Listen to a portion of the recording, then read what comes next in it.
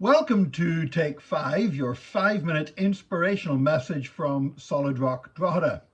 Last week, Janice and I had the opportunity to go to the cinema. Now, it's only, I think, the second time that we've been since the whole pandemic started, and really enjoyed it, actually. And we went to see the Kenneth Branagh movie, Belfast, which is supposed to be up there. They reckon it's going to be among the Oscar nominations, possibly even in the running for Best Picture. Now, actually, it was a beautifully made film, an absolutely gorgeous soundtrack, lots of Van Morrison songs in it. And it was set in Belfast in 1969 at the beginning of the Troubles.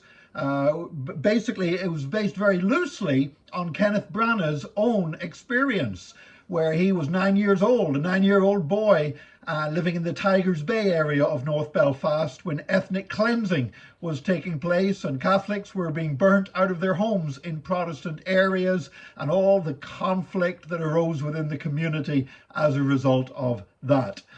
And you know, I have to say, it was not an exceptionally violent movie by any stretch of the imagination, but I still found it very difficult to take, possibly because it was a little bit too close to home. Kenneth Branagh was 9 years old when these things happened. The boy in the movie that was loosely based upon him was that age. I was 7 years old growing up in Belfast when those events happened. And several times during the movie, I actually found myself close to tears, not because of anything that was happening so much on the screen as just the reminder of what it was like as a child growing up in those dark days. It was not a pleasant time.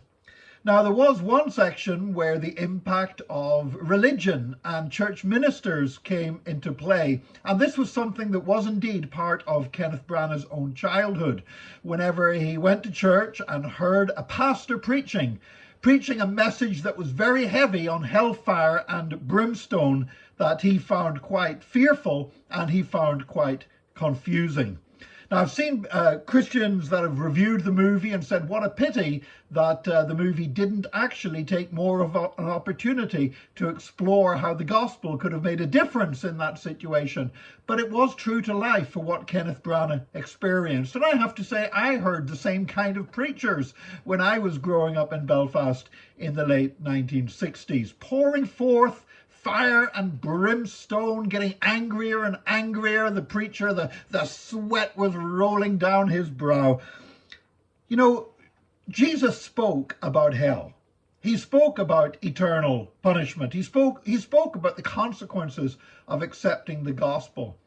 But Jesus never encouraged us to use hell as a stick to beat people with and frighten them into heaven.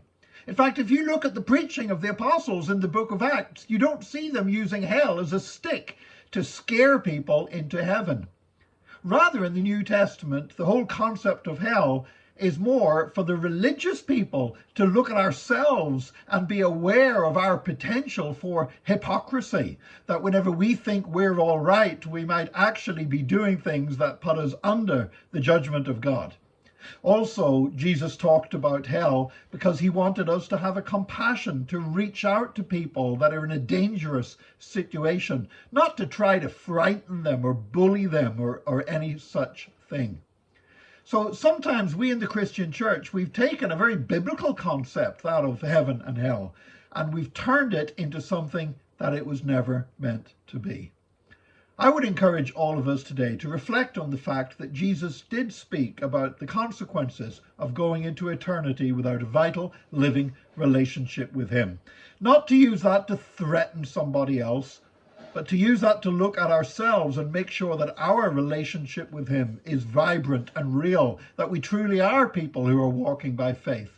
But also that it would move us with compassion to share the love of Jesus and the power of Jesus and the glorious good news that comes through his resurrection with people that we meet. May God help us to do that more effectively, I pray. God bless you today. Join us again tomorrow for another Take 5, your 5-minute inspirational message from Solid Rock Drogheda.